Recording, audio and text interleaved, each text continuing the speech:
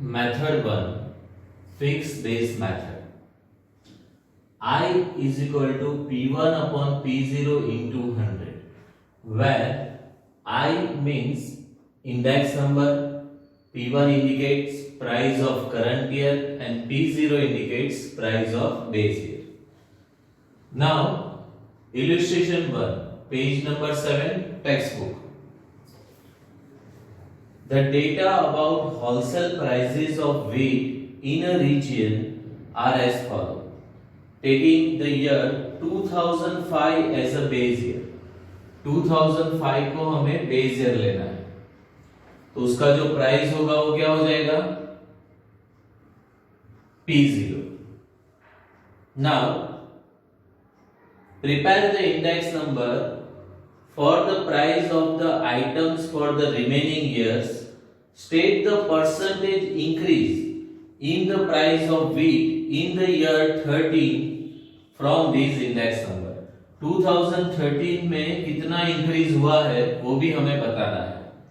तो आपको जो डेटा दिया है वो है year end price of wheat per quintal in rupees.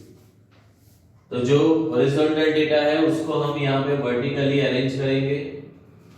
आपको ये पता चल गया कि P0 क्या लेना है बेस ईयर के हिसाब से, और सभी का इंडेक्स नंबर ढूंढना है हर एक ईयर का, और उसके बाद में लास्ट में 2013 में प्राइस कितना राइज हुआ है वो हमें बताना है. तो सबसे पहले year end price of wheat per quintal in rupees वो हमने अरेंज कर दिया. Now index number is equal to P1 upon P0 into 100. तो P1 जो हर एक ईयर का खुद का प्राइस है वो हर एक ईयर में ऊपर आ जाएगा as P1, that is price of current year. तो फर्स्ट ईयर के लिए price of current year 1615 divided by price of base year. Price of base year हर एक ईयर में क्या रहेगा 1650. तो हर एक ईयर में नीचे आप देख सकते हो 1650 और ऊपर क्या रहेगा करंट ईयर का प्राइस. तो करंट ईयर का प्राइस जो दिया है आपको 1650, यहाँ पे 1690, यहाँ पे 1730, 1750, 1810, 1850, 1870, 1900 एंड 1950. तो current years price divided by base years price multiply by 100. यही प्रोसेस आपको सब में करना है, और जो आंसर मिल रहा है वो ये. तो यहां पे आप कंपेयर अगर कर रहे हो 2013 के प्राइस को बेस ईयर की प्राइस से, तो बेस ईयर में प्राइस कितना आ रहा है 100, और उसकी कंपैरिजन में 2013 में हो रहा है 118.18. So यहाँ पे it can be said that the increase in the price of wheat in the year 2013 is 118.18 minus 100 is equal to 18.18% with respect to the year 2005. Next is general price index number. I is equal to sigma P1 upon P0 divided by n multiply by 100.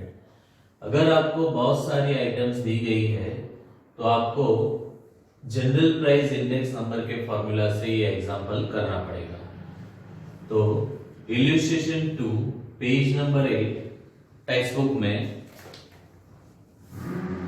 The prices per unit in rupees of 6 food items in the year 2014 and 15 are given in the following table.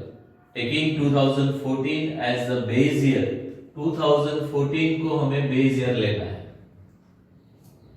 Compute the general index number for the price of food items and state the overall rise in the price of these food items. ये additional है. Overall कितना rise हुआ है वो भी हमें बताना है. तो अगेन जो आपको डेटा दिया है उसमें सबसे पहले आइटम ब्रेड, एग्स, घी, मिल्क, चीज एंड बटर. उसके बाद में आपको जो यूनिट दिए है वो यूनिट को अभी ध्यान में लेने की जरूरत नहीं है. Price of 2014, that is P0, 25, 30, 375, 36, 440 and 265. Then price of 2015, that is current year's price, 28, 35, 380, 40, 500 and 300. Now सबसे पहले हम क्या करेंगे, प्राइस रिलेटिव ढूंढेंगे P1 अपॉन P0. तो P1 28 upon P0 25, 28 upon 25, that is 1.1200. It is for bread. Now for eggs, 35 upon 30, 35 upon 30 is equal to 1.1666. Then for ghee, 380 divided by 375. हर एक में आपको करंट ईयर की प्राइस को base year से price से divide करना है. तो 380 upon 375 is equal to 1.0133. Now for milk, 40 upon 36. So 40 upon 36 is equal to 1.1111. Then for cheese, 500 divided by 440. So 500 divided by 440 is equal to 1.1364.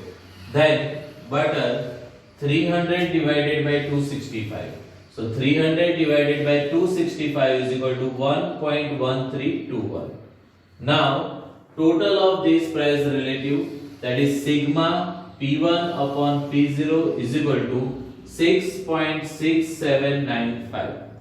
Our formula is general index number of 6 food items, that is I is equal to sigma P1 upon P0 divided by n. n क्या है, number of items, multiply by 100. तो total था अपना 6.6795 divided by number of items जो है वो है 6 multiply by 100. Answer आएगा 111.33. आपको एडिशनल राइस पूछा हुआ है तो हमें लिखना पड़ेगा कि rise in prices of food items by 111.33 minus 100 is equal to 11.33% in the year of 2015 as compared to the year 2014. 2014 में वो ऑलवेज कितना होगा, 100. बेस ईयर में प्राइस इंडेक्स 100 होगा. तो उसकी कंपैरिजन में 2015 में वो 111.33 हुआ है. It means 11.33% rise in the price. Fix base method में अगर आपको average of the data of the years दिया है तो वहां पे आपको सबसे पहले जितने भी इयर्स दिए हैं जिनका एवरेज लेना है उसका कैलकुलेशन पहले करना पड़ेगा और वही प्राइस हम बेस ईयर का प्राइस लेंगे. तो सबसे पहले illustration 3 page number 9 text book में अगर आप देखेंगे, the data about sugar production of a sugar manufacturing company from the year 2008 to 2015 are as follows. Prepare index number by fixed base method from these data by taking average production of the year 2009, 10 and 11. 2009, 10 and 11 के price का हमें average लेना है. तो उसका price जो है 196, 202 and 214. So the average production of the years 2009, 10 and 11 is equal to 196 plus 202 plus 214 divided by 3. अगर 2 साल होते तो डिवाइडेड बाय 2 करते. 3 साल है यहाँ पे इसलिए डिवाइडेड बाय 3 किया है. तो तीनों साल का जो प्राइस है उसका टोटल करके डिवाइडेड बाय 3 किया. 612 divided by 3 is equal to 204. तो हमारा बेस ईयर का प्राइस हो जाएगा 204 और वही हम फॉर्मूला में यूज करेंगे. जैसे year end production in 1000 tonnes आपको दिया हुआ है.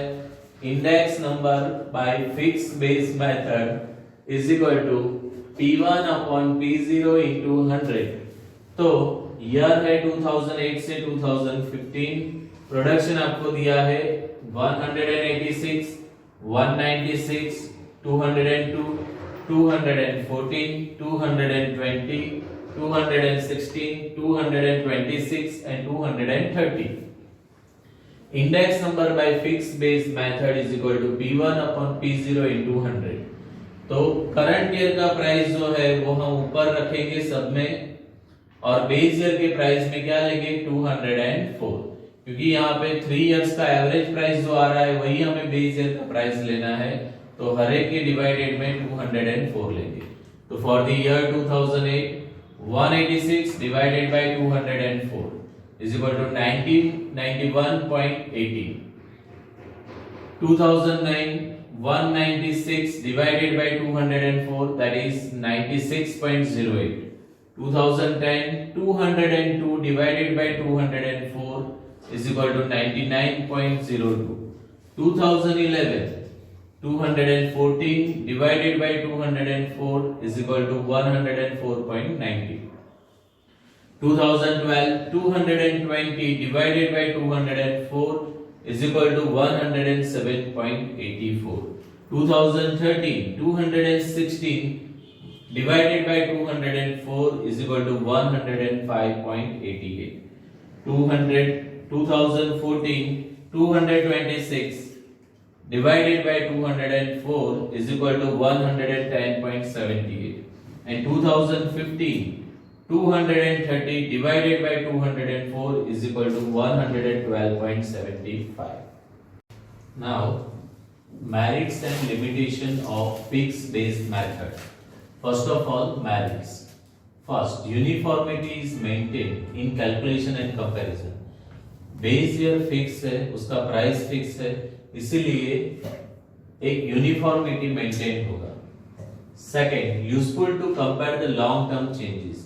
बेस ईयर हमने जो लिया है वो पुराना है, तो वहां से लेके यहाँ तक अपने करंट ईयर तक वो हमें कंपेयर करने के, वो जो चेंजेस है वो कंपेयर करने के लिए यूजफुल है।